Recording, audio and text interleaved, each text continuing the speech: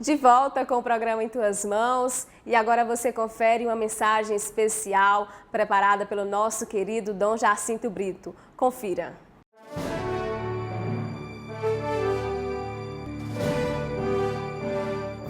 Celebramos no dia 28, de uma maneira antecipada, os dois grandes apóstolos chamados colunas da igreja, Pedro e Paulo. Por questão do tempo, eu me detive no dia 28, domingo, irmãos e irmãs que estão conosco no programa Em Tuas Mãos, me detive na pessoa de Pedro, de quem poderíamos falar um dia inteiro ou mais, reservando o programa de hoje para a pessoa de Paulo. Paulo, como sabemos, entrou no grupo apostólico de uma maneira especial, porque era um perseguidor e de repente Jesus o chama na estrada de Damasco, dizendo: Saulo, Saulo, por que me persegues? E então ele, naquele momento que se dá o encontro pessoal de Saulo com Jesus já ressuscitado, então Saulo diz: Senhor, o que queres que eu faça? Ele se entrega, ele se põe nas mãos de Jesus. Aí começa um caminho luminoso e ao mesmo tempo doloroso para Paulo. O próprio Jesus já disse, diante da dúvida e da angústia de Ananias: esse homem era um perseguidor, Senhor, e agora nós vamos recebê-lo na comunidade? E Jesus diz: você vai ver o quanto ele vai ter que sofrer por causa do meu nome. E de fato, mais do que qualquer apóstolo, Paulo foi perseguido. Naufrágios, prisões, espancamentos, julgamentos. Termina, como sabemos, em Roma, tal como Pedro, na época de Nero, sendo morto, dado que era cidadão romano, não podia ser crucificado, como foi o caso de Pedro. Então, Paulo foi decapitado, com a espada cortar a sua cabeça.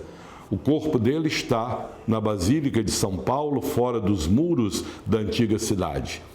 Mas ele nos deixou um legado. A Bíblia Sagrada, que tem em mãos, nós temos 13 cartas de São Paulo. Infelizmente, outras se perderam. A própria Bíblia faz alusão a outras cartas dele, mas não foram conservadas. Mas as que foram, que maravilha! Um homem apaixonado por Jesus. Que ele diz: para mim viver é Cristo. Eu considerei todas as coisas como lixo diante do conhecimento de Cristo, meu Senhor. Ele não teme o combate e recebe de Jesus uma missão que ele leva até o fim: ser apóstolo dos gentios.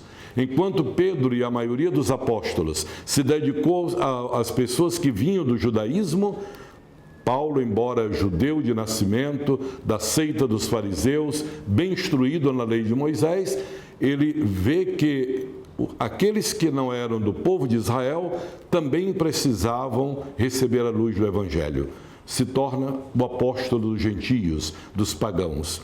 Para eles ele se dirige e vai assim enfrentar grandes problemas com a ala da igreja que estava mais ligada ao povo de Israel.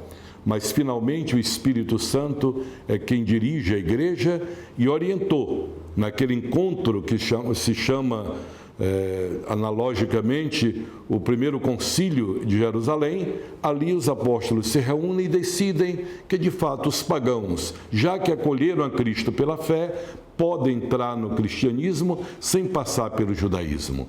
Foi a grande vitória de Paulo, a quem Jesus constituiu apóstolo dos gentios. E eu concluo esse nosso programa com uma frase dele ao seu discípulo Timóteo. Jesus diz a ele: combati o bom combate, terminei minha carreira, guardei a fé.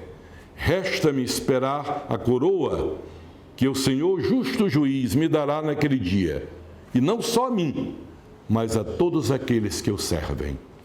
Olha, irmãos, como esta bem-aventurança que Paulo enxerga é também para nós. A coroa nos está reservada pela perseverança na fé.